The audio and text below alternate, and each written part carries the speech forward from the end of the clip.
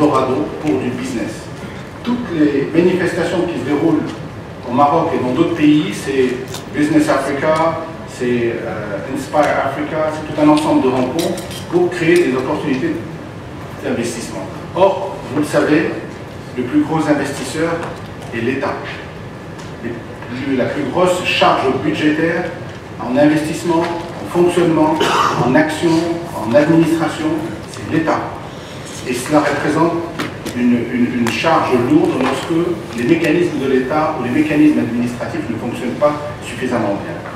Et on s'est interrogé sur notre vision, sur la politique économique de nos pays, sur les problématiques sociales que nous vivons, sur les enjeux de sécurité, sur les enjeux culturels, sur quel modèle de société on avait envie d'avoir pour notre continent.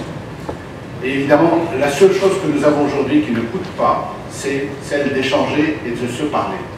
D'une dynamique collective, a besoin d'une dynamique avec des idées, avec des décisions, et ça peut probablement, je dirais, impacter les décisions qui se prennent au niveau étatique. Et on s'est rendu compte ces dernières années, que ce soit au niveau international ou au niveau national aussi, que l'État était à l'écoute des propositions et des idées qui émanaient de ce que l'on appelle la société civile.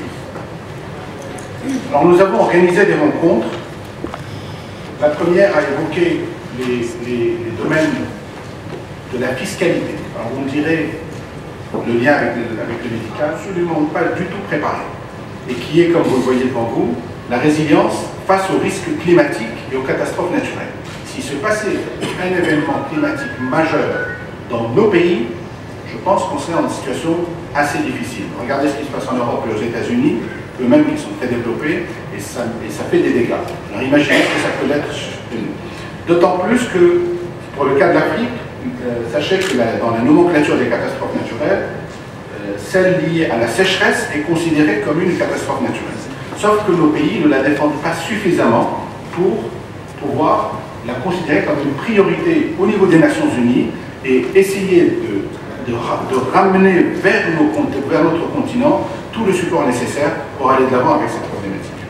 Alors tout ça, je vous trace l'origine de notre préoccupation par rapport à cela, et d'abord une origine qui démarre de Casablanca, de Dakar, de Nairobi, d'Abidjan, de Lomé, qui sont des préoccupations urbaines. Et dans les préoccupations urbaines, et vous établirez un lien direct avec la santé, nous avons 4 domaines d'intervention qui sont majeurs. Le développement économique, qui est important. Sans développement économique, il n'y a pas de création, il n'y a pas de richesse, il n'y a pas d'attractivité. Il faut du développement économique. Donc là, je pense que c'est un élément qui est prioritaire.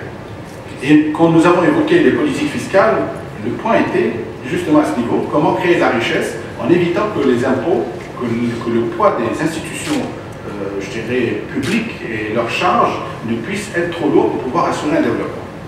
Le deuxième, c'est l'économie de la connaissance et celle du savoir. Très important, Casablanca a la chance de disposer des meilleures universités, notamment en faculté de médecine, de pharmacie, en ingénierie, en droit, en sciences et tout un ensemble d'activités. Donc là aussi, un élément à consolider, d'autant et surtout, on sait qu'il y a beaucoup d'étudiants africains qui étudient ça à Casablanca. Nous sommes partis de là, nous nous sommes dit, c'est probablement à travers ce lien que nous pouvons établir des relations et des échanges. Le cadre de vie et l'environnement, et vous verrez que là, la qualité de vie devient importante, et dans la qualité de vie, vous avez les conditions de traitement sanitaire. Et là, nous avons un gros déficit, on va le voir très rapidement. Donc la qualité des soins de santé, le cadre environnemental et les transports, je pense que vous avez souffert ce matin de problématiques de transport, c'est un enjeu qui est majeur. Notre ville, ou nos villes, ne peuvent être attractives demain, nous pourrons l'être qu'à partir du moment où nous prenons acte de l'importance de ce cadre de vie qui devient attractif. Je sais que la plupart d'entre vous et tous ceux qui sont là aiment Casablanca, pour ne prendre que celle-ci, d'autres aiment Dakar, aiment Nairobi ou d'autres villes, mais petit à petit on se rend compte qu'il y a un malaise lié à leur mode de gestion, à leur fluidité, elles s'agrandissent, il y a un exode rural, donc tous ces éléments, tous ces impacts qui sont naturels vont demain nous créer des soucis. Évidemment, je n'évoquerai pas suffisamment l'intensité culturelle, sachant que c'est notre valeur immatérielle la plus importante, une intensité culturelle qui nous permet de briller tant sur le continent qu'au niveau de l'international. Alors, partant de là, Vous avez ici quelques mots qui ont fait l'objet d'une analyse au niveau de nos think tanks, tant celui de Casablanca que celui d'Africa 2025, qui sont des problématiques que nous avons évoquées, que ce soit dans le cadre de la vision ou de notre ambition, dans le cadre de la ville, qu'est-ce que nous voulons de la ville, et dans le cadre de la vie, comment on veut vivre dans cet environnement.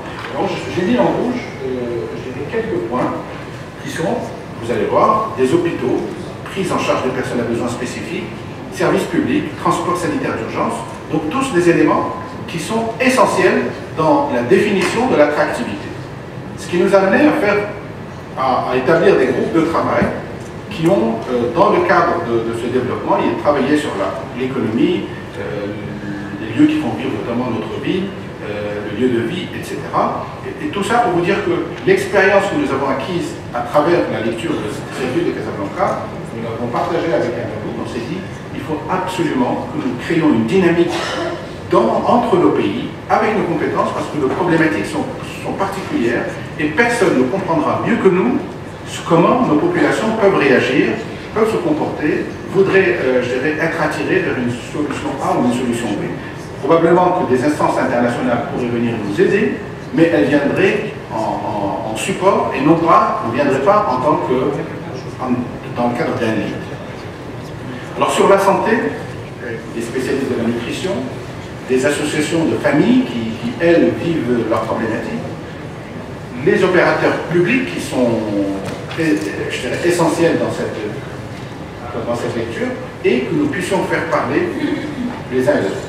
Alors cette démarche qui vise à partager, à échanger, on a estimé qu'elle était essentielle aujourd'hui pour créer des trends, pour créer des dynamiques, et je pense que cette journée aujourd'hui va nous permettre de créer une dynamique parce que notre objectif sera vraiment de regrouper plusieurs compétences de profils différents pour nous dire si pendant 50 ans nous n'avons pas réussi à obtenir un traitement ou une efficacité sanitaire, alors qu'on peut parfaitement, nous avons d'excellents professeurs et ça ne manque pas, nous avons d'excellents acteurs dans l'univers de tous les laboratoires, tous les acteurs sont disponibles, mais il y a quelque chose qui prend du retard. Alors pour pouvoir agir là-dessus, je pense qu'il faut remettre à plat. Une des remises à plat, c'est de se parler et d'évoquer l'axe sur lequel nous pouvons agir sans être dans la remise en cause ou scientifique, ou mécanique, ou très haut. Et c'est pour ça qu'aujourd'hui nous nous réunissons. Et je pense que de notre rencontre aujourd'hui va naître un groupement qui va continuer ce chemin sur la prévention et sur la réduction des risques. Nous sommes ravis, bien entendu, de pouvoir recevoir des intervenants de talent, ils le sont tous, je suis convaincu de cela, j'ai partagé avec eux quelques moments et je suis sûr que vous allez être passionnés par leurs explications. Nous avons aussi tenu à ce que les gens se parlent. Alors, je prendrai un exemple, lorsqu'on parle de l'univers de la problématique de la pollution, généralement, vous avez ceux qui se plaignent d'un côté et vous avez ceux qui analysent les chiffres et les données de la pollution qui se tairent parce que les chiffres sont tellement mauvais qu'ils n'ont pas envie d'en parler. Vous avez de l'autre côté aussi des gens qui évoquent la cigarette, qui est un élément fondamental et dont les chiffres sont assez importants à mettre en avant, et qui disent, dans le domaine de la cigarette, il faut absolument stopper la discussion, interdire. On interdit déjà, sauf que la tendance est toujours en puissance et on continue à enregistrer des intervenants. Je pense qu'aujourd'hui, il faut que tout le monde se parle. C'est pour ça qu'on va faire parler également des intervenants qui travaillent dans le domaine du risque et dans le domaine de la réduction des risques sur les produits alternatifs qui pourront demain probablement apporter une réponse, puisque si on estime que le tabac est responsable à 80%, si on arrivait à le ramener à 20%, c'est 60% de gagné. Alors changeons de fusil d'épaule et attaquons le sujet. Pour conclure, je voudrais simplement dire que le débat ne fait que démarrer, que ce qui a démarré aujourd'hui, qui a démarré il y a quelques années avec les autres thématiques, pour nous est extrêmement important parce que le Maroc, vous le savez, a réellement axé sa stratégie, son engagement sur l'Afrique. Pas pour des raisons exclusivement business et pour occuper des marchés. Ça, c'est un élément, quand on investit, c'est pour créer de la dynamique, créer des richesses et créer de l'emploi. Il le fait aussi parce que c'est notre continent, parce que beaucoup de nos populations sont installées dans des pays africains, beaucoup d'Africains sont installés au Maroc et que nous avons la chance de pouvoir jouir d'une image, d'un partage culturel, d'un patrimoine culturel qui est une force extrêmement importante. Et le Maroc a récemment exprimé sa volonté d'être encore plus actif. Ça crée des grincements bien sûr par ailleurs parce que personne n'a envie de lâcher ses chasses gardées.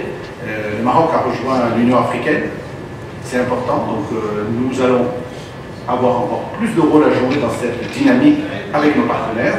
Je me réjouis de partager cela avec Amadou Martaba, avec qui nous échangeons, avec qui nous intervenons dans plusieurs domaines. Il évoquera lui-même les axes sur lesquels il travaille. Et nous envisageons aussi d'intégrer la CEDEAO, donc tout un ensemble d'initiatives qui ne peuvent s'accompagner, qui ne peuvent se développer que si nous avons d'un côté le développement, les opportunités, les partages, et que nous avons aussi la mise à niveau de tous nos systèmes, parce que sur le plan social, sur le plan de la santé, sur le plan de l'éducation, sur un certain nombre de problématiques liées à la mobilité, tout un ensemble d'enjeux qui sont importants à prendre en compte.